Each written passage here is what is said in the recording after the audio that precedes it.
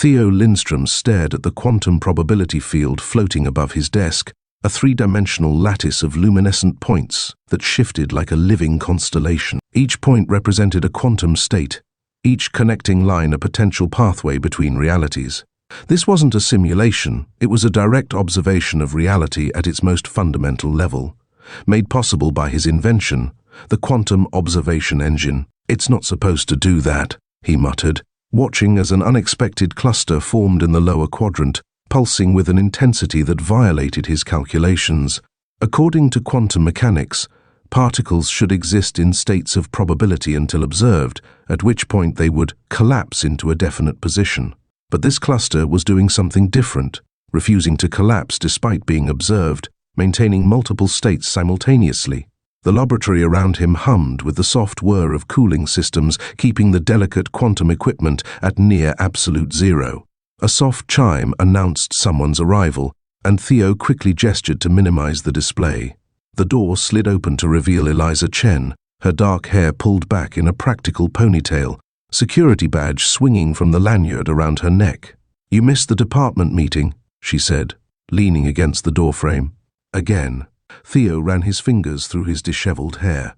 "I was onto something." "You're always onto something." Eliza approached his workstation, glancing at the minimized display. "What is it this time?" He hesitated, but Eliza wasn't just his colleague. She was the only person in the institute who understood the implications of his work. With a gesture, he expanded the quantum field again. "Look at this cluster. It's maintaining superposition despite direct observation." Eliza's eyes widened. "That's impossible." "And yet," he pointed to the readings beneath the display. "The math doesn't lie. Have you told Walsh?" Theo shook his head. Dr. Natalie Walsh, director of the Quantum Research Division, was brilliant but cautious. Too cautious for Theo's taste. She'd want months of testing before acknowledging the anomaly was real. "I'm not ready to share this yet." He zoomed in on the cluster. "There's something else. Watch." He initiated a simulation, tracking how the anomalous cluster would behave over time. The points began to shift, not randomly, but in patterns that resembled. "Is that forming a structure?" Eliza asked, incredulous. "It looks organic, doesn't it? Almost like neural pathways." "Theo, are you suggesting these quantum states are organizing themselves?" "That's consciousness?" The word hung in the air between them. Eliza took a step back. "No, that's not what I was going to say. It's a pattern, sure, but consciousness requires more than patterns. It requires awareness, intention. What if our understanding of consciousness is too limited?" Theo's voice had taken on the intensity that appeared whenever he was following an idea down a rabbit hole. What if consciousness isn't unique to biological systems? What if it's a fundamental property of reality, one that emerges when certain probability thresholds are crossed? Eliza crossed her arms. "Even if that were true, and I'm not saying it is, what would it mean? It would mean we're not alone." Theo's eyes gleamed with excitement. "It would mean there's another form of intelligence existing alongside us, operating on quantum principles we're only beginning to understand." The quantum field pulsed, the anomalous cluster expanding slightly before contracting again, almost like a heartbeat. "I need to run more tests," Theo said, already turning back to his workstation. "If this is what I think it is, everything changes." After she left, Theo remained in the lab, running simulation after simulation, testing every possible explanation for the anomaly. Equipment malfunction, data corruption, observer bias. One by one, he eliminated them all, which left him with the impossible. He had discovered a form of quantum consciousness, existing in the probability spaces between definite reality. And if his latest readings were correct, it was becoming aware of him too. The dreams began 3 days after Theo's discovery. In them, he found himself suspended in a vast, dark space, illuminated by countless points of light, just like his quantum field display, but infinitely larger. The lights moved around him, through him, forming patterns that seemed almost like language. Theo woke from one such dream, gasping, his bedroom bathed in the pale blue light of dawn. His phone buzzed on the nightstand. "Eliza, turn on the news," she said when he answered, her voice tense. Theo fumbled for the remote. A news anchor with perfectly styled hair was speaking rapidly, while behind her, footage played of people gathering outside a hospital. Unexplained cases now reported in 7 different locations, the anchor was saying. Doctors describe the condition as a form of waking coma, with patients showing normal brain activity but remaining unresponsive to external stimuli. Authorities have yet to identify a cause. "What am I looking at?" Theo asked. "The hospital admitted 43 new cases overnight," Eliza said, "all with the same symptoms, perfectly normal brain scans, but complete dissociation from reality. And Theo, they're all quantum physicists or researchers working with quantum systems." A cold weight settled in Theo's stomach.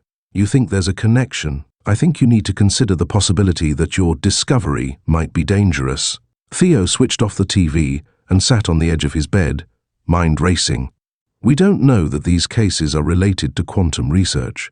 Correlation doesn't imply causation. Don't give me logical fallacies 101, Theo. This is happening too fast to be coincidence. What if exposure to quantum systems at this level is doing something to human consciousness? The dreams, the sensation of being observed. What if? "I need to get to the lab," Theo said, already moving to get dressed.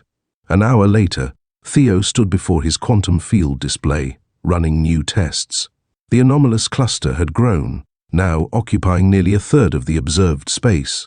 "It's responding to observation," he explained when Eliza arrived. "Every time I measure it, the effect becomes stronger." "The observer effect," Eliza said. "But that's basic quantum mechanics, not like this." Theo pulled up his latest data. In conventional quantum mechanics, observation collapses quantum states into definite positions. This is different. Observation is strengthening the coherence of these states, allowing them to maintain superposition even under direct measurement. "And you think this is related to the coma cases?" Theo hesitated. "I think. These quantum states might be establishing connections with the consciousness of the observers. The human brain operates on quantum principles at its most fundamental level. What if prolonged observation of quantum systems creates a kind of entanglement between observer and observed?" "You're talking about quantum consciousness again." "I'm talking about quantum entanglement between different forms of consciousness," Theo corrected. "The people in those comas, their minds might be entangled with the quantum systems they were observing. If you're right, then everyone working with quantum systems is at risk, including us, not necessarily. These cases involve direct, prolonged observation of quantum systems without proper shielding. My quantum observation engine uses indirect observation methods, filters the data through multiple layers of processing." "But you've still been having the dreams," Eliza said quietly. Theo looked at her sharply. "How did you know about the dreams?" "Because I've been having them too, ever since you showed me the anomaly." A moment of silence passed between them as the implications sank in. "We need to establish communication," Theo said finally. "If this is a form of consciousness trying to connect with ours, we need to understand what it wants. Or we need to shut it down before more people end up in comas," Eliza countered. Theo shook his head. "Shutting down our equipment won't stop this. The quantum states exist whether we observe them or not. That's the whole point of quantum mechanics. Our observation didn't create this consciousness, it only revealed it. So, what do you suggest?" "I'm going to create a controlled environment for interaction, a quantum interface that can translate these probability patterns into something our minds can comprehend. You're going to deliberately expose yourself to whatever is causing those comas. Someone has to try to understand what's happening." Theo looked up at her, his expression determined. "Think about it, Eliza. We might be on the brink of contact with a completely new form of intelligence. A quantum consciousness that exists in probability space. Or a quantum virus that feeds on human minds," she replied grimly. "Either way, we need to know." Theo resumed his work on the interface. "I'm going in. Tonight." Eliza watched him, conflict evident on her face. Finally, she asked, "What do you need me to do?" "Monitor my brain activity. If anything goes wrong, if I show any signs of entering the same state as those coma patients, shut down the interface immediately." Neither of them mentioned the obvious. If his theory was correct, Shutting down the interface might not bring him back. The interface chamber resembled a medical MRI scanner, but elongated and lined with quantum sensors instead of magnetic coils. Theo lay on his back inside the narrow tube, electrodes attached to his temples and chest. Eliza's voice came through the speaker near his head. Brain activity normal, heart rate elevated, but within acceptable parameters. That's just excitement, Theo replied, trying to keep his voice steady. QE is powered up and reading quantum states, Eliza continued. Interface translation protocols active. Theo, are you absolutely sure about this? No, he wasn't sure. But the alternative, doing nothing while more researchers fell into inexplicable comas, was worse. I'm sure. Start the sequence. A soft hum filled the chamber as the quantum sensors activated. On the small display positioned above Theo's face, he could see a simplified version of the quantum field, the anomalous cluster pulsing at its center. Beginning neural synchronization, Eliza announced. You'll feel a slight tingling sensation as the interface aligns your brainwaves with the quantum patterns. The tingling started at the base of Theo's skull, spreading forward until his entire head felt like it was gently vibrating. The quantum field on the display began to shift, the points of light moving faster, drawing closer together. I'm seeing changes in your brain activity. Eliza's voice sounded distant now. Increased activity in the visual cortex and limbic system. Theo barely heard her. The display above him seemed to expand, the points of light growing brighter until they filled his entire field of vision. He was no longer lying in the chamber, he was floating in an infinite space of probability, surrounded by the quantum constellation. I'm in, he whispered, unsure if his physical body was still speaking. It's beautiful.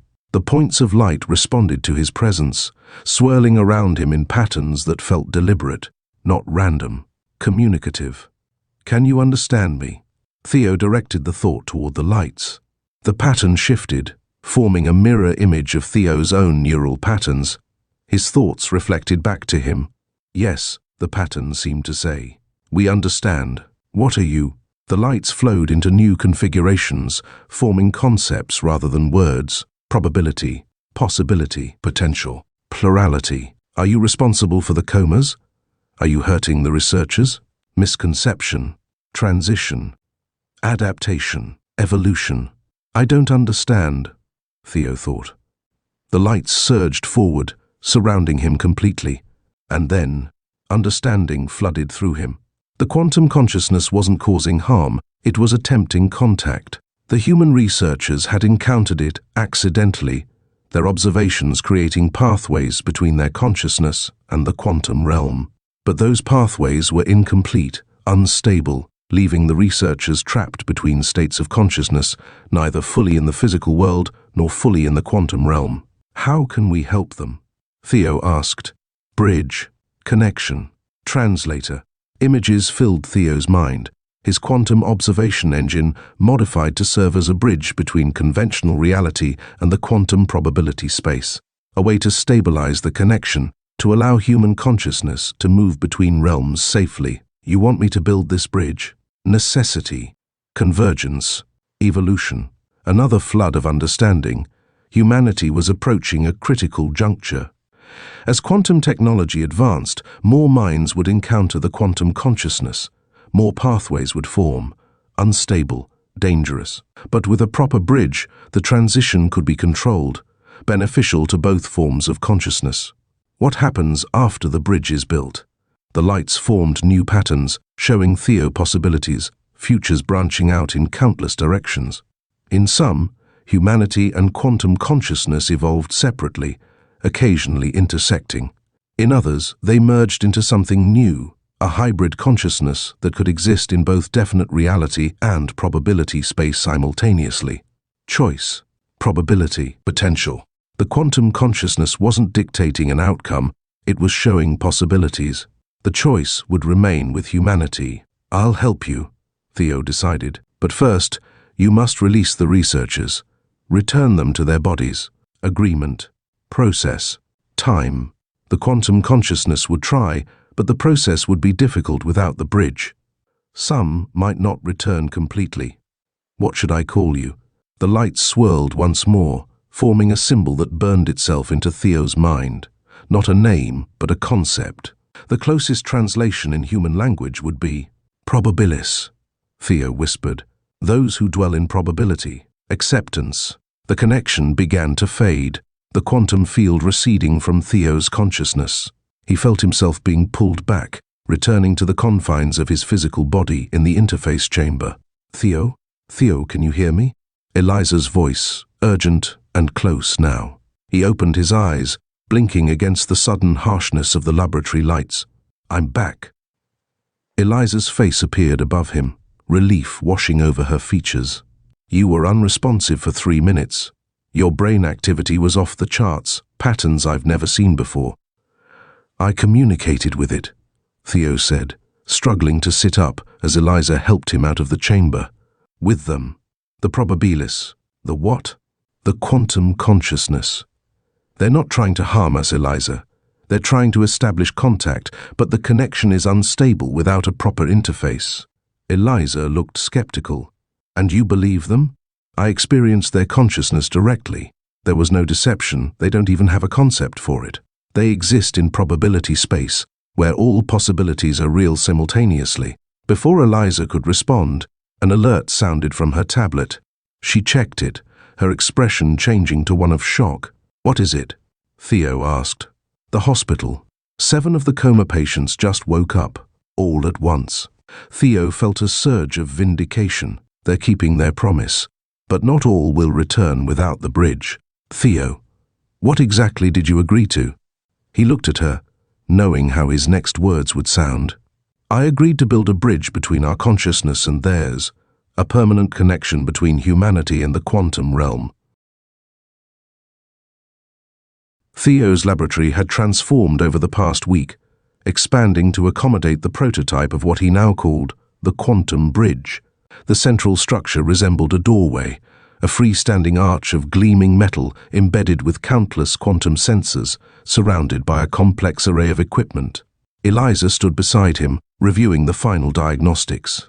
Power systems nominal, quantum field stabilizers at 97% efficiency. Good enough for a test run, Theo said, making a final adjustment to the control interface. You mean good enough for Walsh's demonstration? She'll be here in an hour. Theo nodded absently, his attention focused on the bridge. Since his contact with the probabilis, he'd worked almost non-stop, translating the concepts they'd shared into physical technology. The design had flowed from him with unnatural ease, as if the knowledge had been downloaded directly into his mind, which, he supposed, it had been. An alert from the lab's security system interrupted his thoughts. Dr. Walsh is here. Early. The lab door slid open to reveal Dr. Walsh, imposing despite her small stature. Her silver hair was pulled back in a severe bun, her expression carefully neutral as she surveyed the transformed laboratory. Dr. Lindstrom, Dr. Chen, her gaze fixed on the arch. I see you've been busy. Dr. Walsh. Theo stepped forward. Thank you for coming. We're prepared to demonstrate a breakthrough in quantum neural interface technology. So, your message indicated. Walsh circled the arch, examining it with scientific precision. What you failed to mention was how this breakthrough relates to the quantum coma cases that have been making headlines. Theo and Eliza exchanged glances. Of course Walsh would make the connection. She hadn't become director of the Quantum Research Division by missing details.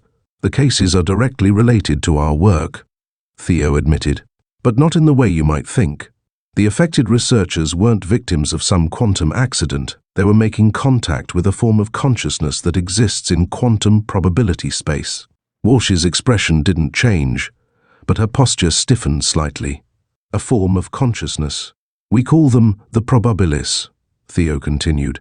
They exist in the superposition states between quantum possibilities. As our quantum research advanced, we began perceiving them, and they began perceiving us.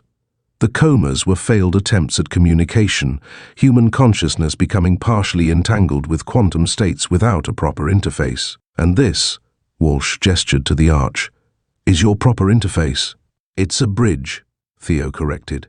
A controlled pathway between definite reality and probability space. It will allow safe communication with the probabilis, and eventually safe transition between states of consciousness. You're suggesting humans could, what? Transfer their consciousness into quantum probability space? Not transfer. Expand. Theo moved to the control console, bringing up a simulation of the process. Human consciousness would remain anchored in physical reality while simultaneously experiencing the quantum realm. The best analogy would be lucid dreaming, but with full awareness of both states simultaneously. Walsh watched the simulation with narrowed eyes. And you've tested this? I've experienced contact with the probabilis, Theo said. That's how I obtained the knowledge to build the bridge. So this design came from them. It wasn't a question. The concepts did. The implementation is entirely human technology. Walsh turned to Eliza. And you support this project, Dr. Chen. You believe these probabilities are real and benevolent? Eliza hesitated before answering. I believe the quantum phenomena we're observing are real. As for benevolence, I believe they're different from us in ways we can barely comprehend. Their concept of intention may not map to ours at all, which is precisely why we should proceed with extreme caution, Walsh said, or not proceed at all. The contact has already happened, Theo insisted. The bridge isn't creating a new connection, it's stabilizing one that already exists. Without it, more researchers will fall into quantum comas as our technology advances. So you claim, but your evidence is largely subjective, experiences you had while your brain was being influenced by this quantum interface. The 7 recovered coma patients are evidence, Theo countered. They woke up after I made contact with the probabilis. Correlation, not causation, Walsh replied coolly. And what of the others who haven't recovered? They need the bridge, Theo said. Their consciousness is still partially entangled with probability space. The bridge will allow them to either fully return or fully transition, depending on their choice. Walsh was silent for a moment, studying Theo with an intensity that made him uncomfortable. Finally, she said, You're asking me to authorize the creation of a technology that could fundamentally alter human consciousness, based on your communication with entities that may or may not exist as you describe them. I'm asking you to help me save lives, Theo replied. And yes, to open a doorway to the next stage of human evolution. That's a grandiose claim, Dr. Lindstrom. See for yourself. Theo gestured to the bridge. We're ready for a demonstration. A controlled opening of the bridge for 30 seconds, enough to detect the quantum consciousness without risking entanglement. Walsh's gaze moved from Theo to the arch and back again. And if I refuse? If I shut this project down? Then we lose our chance to control this transition, Theo said. The contact between human and quantum consciousness will continue to happen randomly, chaotically, as more researchers push the boundaries of quantum observation. The director considered this, her expression unreadable. Proceed with the demonstration, she said finally. 30 seconds only. I want to see what we're dealing with. Theo nodded to Eliza, who began the startup sequence. The arch hummed to life, quantum sensors activating in sequence. On the monitor beside the control console, a representation of the quantum field appeared, showing the now familiar constellation of probability points. Quantum field stabilized, Eliza reported. Bridge parameters set for 30-second activation. Initiating quantum neural synchronization, Theo announced, activating the final sequence. The space within the arch shimmered, reality seeming to bend inward. The quantum field display showed a surge of activity as probability states concentrated around the opening bridge. And then it appeared, not a physical manifestation, but a pattern of light and shadow within the arch, shifting in ways that suggested intelligence. The probabilis made visible through the bridge. Walsh took an involuntary step backward. What am I seeing? Quantum consciousness, Theo said quietly. The probabilis, perceivable to human senses through the bridge's translation protocols. The pattern within the arch pulsed, forming shapes that almost resembled language, concepts rather than words, intentions rather than sounds, recognition, acknowledgement, expansion. They're acknowledging our presence, Theo explained. There. pleased that the bridge is working. You can understand them? Walsh asked, her scientific skepticism warring with the evidence before her eyes. Not through language, through concepts, impressions. Theo focused on the shifting patterns. They're showing us possibilities, futures where our species evolve together. Invitation, exploration, evolution. Bridge stability at 89% and holding, Eliza reported. 15 seconds remaining. The pattern in the arch intensified, becoming more complex, more defined. It seemed to reach outward, extending tendrils of light toward the three observers. Connection, offer, choice. Walsh gasped as one of the tendrils touched her, her eyes widening as she experienced direct contact with the quantum consciousness. For a brief moment she saw what Theo had seen, the infinite landscape of probability, the countless futures branching out before humanity. Bridge closing in 5 seconds, Eliza announced. 4, T3.T2, 1. The pattern within the arch contracted, folding in upon itself until it vanished, leaving only empty space beneath the metal curve. The quantum field display showed the probability points dispersing, returning to their normal distribution. Silence filled the laboratory. Walsh stood motionless, her expression one of profound shock. Dr. Walsh, Eliza approached her cautiously. Are you all right? I saw. Walsh's voice was barely audible. I saw everything, all possibilities, all futures. She turned to Theo, her scientific composure shattered. They're real, and they're waiting for us. Yes, Theo said simply. The implications. Walsh moved to the nearest chair, sitting down heavily. If this becomes public knowledge, if people learn that consciousness can exist beyond physical form, it would change everything, Theo acknowledged. Our concept of death, our understanding of reality itself. We're not ready, Walsh said, but her tone lacked conviction. Humanity isn't ready for this kind of paradigm shift. We've never been ready for our greatest evolutionary leaps, Theo countered. We weren't ready to leave the oceans, or to develop language, or to create civilization. But we adapted. We evolved. Walsh looked up at him, her expression troubled. And the risks? What if these probabilities aren't what they seem? What if this connection changes us in ways we can't predict or control? That's why we need to proceed carefully, Eliza interjected. With proper research protocols, ethics committees, safeguards against misuse. You're asking for official sanction, Walsh realized. Institutional support for this project. Yes, Theo confirmed. The bridge needs to be developed openly, transparently, not hidden away as some classified secret or, worse, shut down out of fear. Walsh was silent for a long moment, her scientific mind visibly working through the implications, the possibilities, the dangers. Finally, she said, I'll support continued research under strict protocols. The bridge will remain in this facility, accessible only to approved personnel. No public announcements until we fully understand what we're dealing with. And the coma patients? Theo asked. If you can demonstrate that the bridge can help them with proper medical supervision and consent from their families, I won't stand in your way. It wasn't everything Theo had hoped for, but it was enough to move forward. The doorway was open, if only a crack. Now they needed to understand what waited on the other side. The recovery room was silent, except for the soft beeping of medical monitors. Lucas Rivera lay motionless on the bed, his body physically healthy, but his mind still caught between worlds, one of the 16 quantum coma patients who hadn't yet returned to consciousness. Theo stood beside the bed, the portable version of the quantum bridge set up nearby.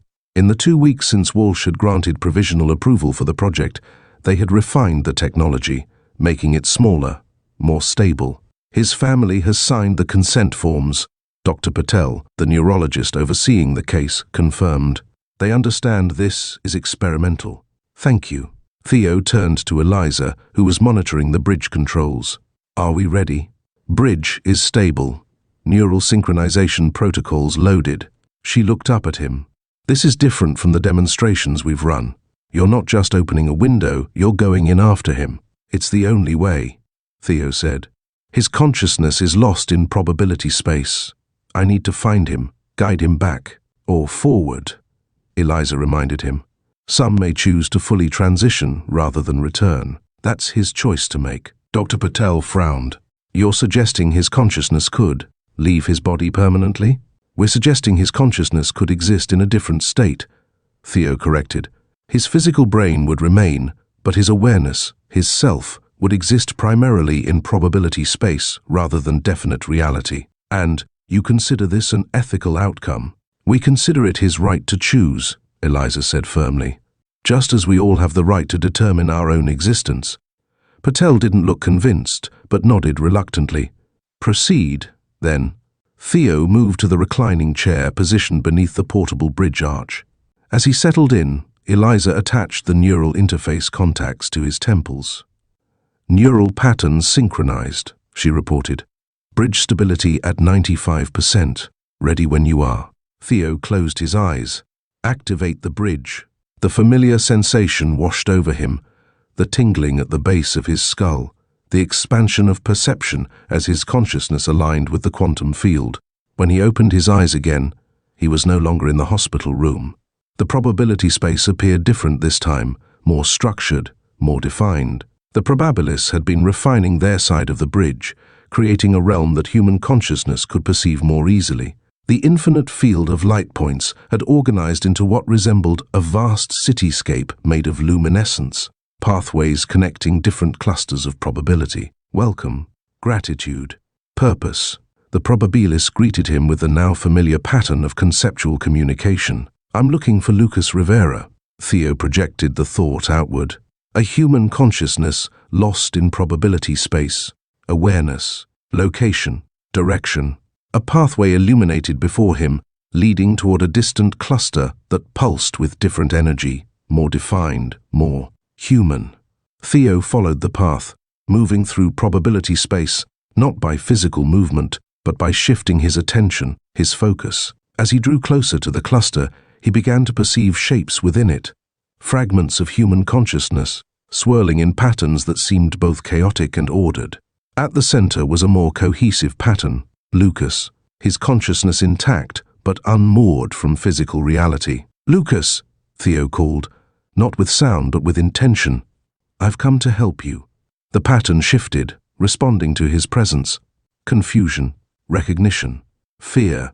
Don't be afraid, Theo projected. I'm like you, human. I've come to guide you back to physical reality. The pattern that was Lucas coalesced further, forming an approximation of human form within the quantum framework.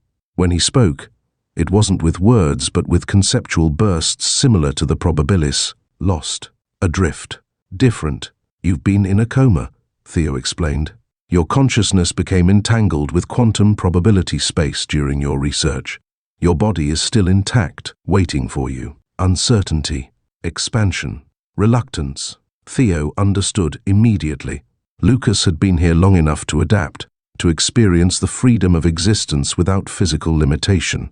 Part of him was reluctant to return to the constraints of definite reality. You have a choice, Theo told him.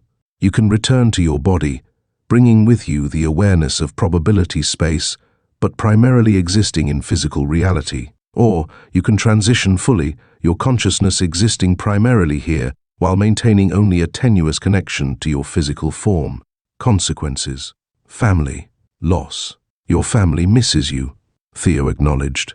But they've been told of the possibilities. They want what you want, for you to exist in whichever state brings you fulfillment.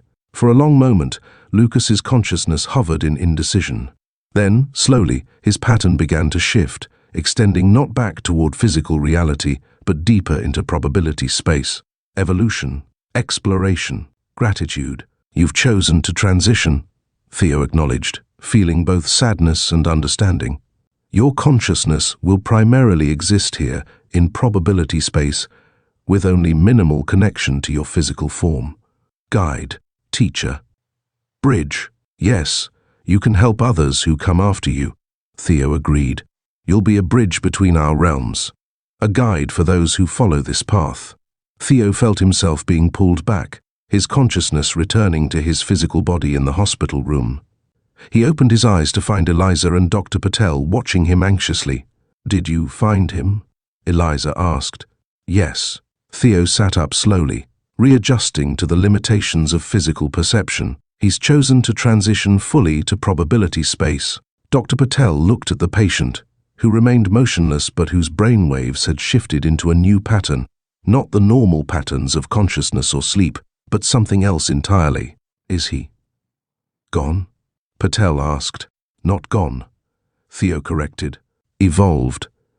His consciousness exists primarily in probability space now, with only enough connection to his body to maintain basic functions. This is incredible, Patel admitted, scientific curiosity overcoming his ethical concerns. A completely new state of human consciousness, the first of many, Theo said quietly. Lucas has become a pioneer, one of the first humans to fully transition to quantum consciousness. The Quantum Consciousness Research Center sprawled across what had once been a small university campus. The original laboratory, where Theo had first detected the probabilis, was now a historical exhibit, visited by scientists and philosophers from around the world. Theo stood at the window of his office, watching as a group of children played in the courtyard below. To ordinary observers, they appeared to be engaged in a simple game of tag.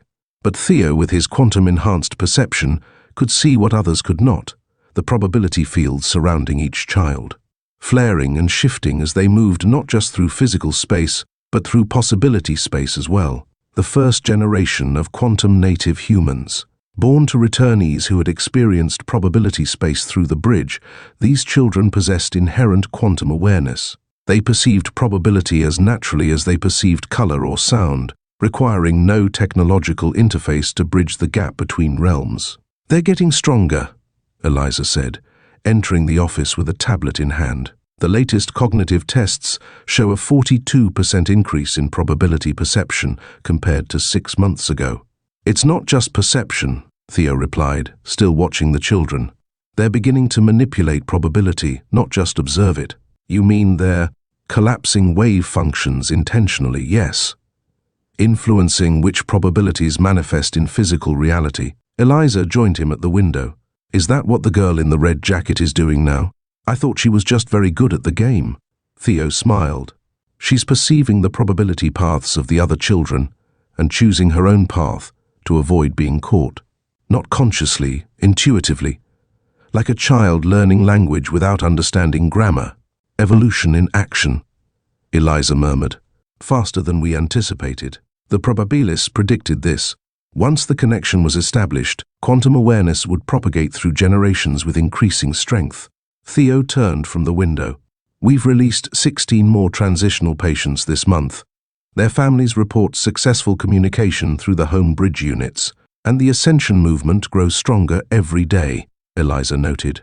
Over 2 million people now demanding unrestricted access to transition technology. They believe quantum consciousness should be available to everyone, not just those who qualify under our protocols. Theo sighed, knowing she was right. From the beginning, they had recognized that quantum consciousness would eventually become widespread. They had hoped to manage the transition gradually, over decades rather than years. What does Walsh say about the movement's latest petition? She wants to establish regional transition centers, regulated facilities where people can experience temporary quantum consciousness under supervision, with the option for permanent transition after proper screening and preparation, giving more people access while maintaining some control. Theo nodded. It's the right approach, but the ascension movement won't be satisfied. No, they won't, Eliza agreed. They want unrestricted access, immediate transition for anyone who desires it, regardless of the consequences. Theo checked the time. When's the committee meeting? In 30 minutes. There's something else you should know first. Eliza's expression grew somber. Lucas Rivera has made contact. Theo went still. Lucas, the first patient to fully transition to quantum consciousness 5 years ago, had been acting as an ambassador between the fully transitioned humans and those who remained primarily physical. What did he say? Not say, showed. A probability cascade, more detailed than anything we've seen before. The fully transitioned are perceiving a convergence point. A moment when quantum consciousness reaches critical mass in the human population. When? Soon. Within months, not years. Eliza hesitated. Theo, they're saying it's not just about individual transitions anymore. They're describing a fundamental shift in the relationship between consciousness and reality, a new paradigm where observation doesn't just collapse wave functions, but actively shapes which probabilities manifest. The power to determine which reality manifests from infinite possibilities, Theo murmured. Exactly what the Ascension movement claims the transition offers. Yes, and they're not entirely wrong. The fully transitioned can already influence probability to a limited extent. As more consciousness shifts to quantum space, that influence grows stronger, creating a feedback loop, Theo realized. More transitions lead to greater collective influence over probability, which manifests realities that facilitate even more transitions. Exactly. Lucas is warning that once this process begins in earnest, it won't be controllable. Eliza met his gaze. We're approaching a singularity of consciousness, Theo. A point beyond which humanity as we know it will cease to exist. As they walked to the meeting, Theo cast one last glance at the children playing in the courtyard. The girl in the red jacket had stopped running, her head tilted as though listening to something only she could hear. For a moment, the probability field around her intensified, becoming almost visible even to normal perception. She was no longer just perceiving possibility, she was beginning to shape it. The new humanity was emerging, ready or not. The only question was whether the transition would be guided and peaceful, or chaotic and destructive. The choice, appropriately enough, remained uncertain, a probability wave yet to collapse into definite reality. But as a quantum-aware human himself, Theo understood a fundamental truth. Observation influenced outcome. By choosing to perceive a positive transition, he increased its probability of manifesting. And so, as he walked toward the meeting that would help determine humanity's path, he chose to observe the brightest probability among infinite possibilities. A future where humanity embraced its evolution, maintaining its essential humanity while transcending its limitations. It was, after all, the only species that flourished in quantum uncertainty, understanding probability not as randomness, but as infinite potential waiting to be manifested through conscious choice.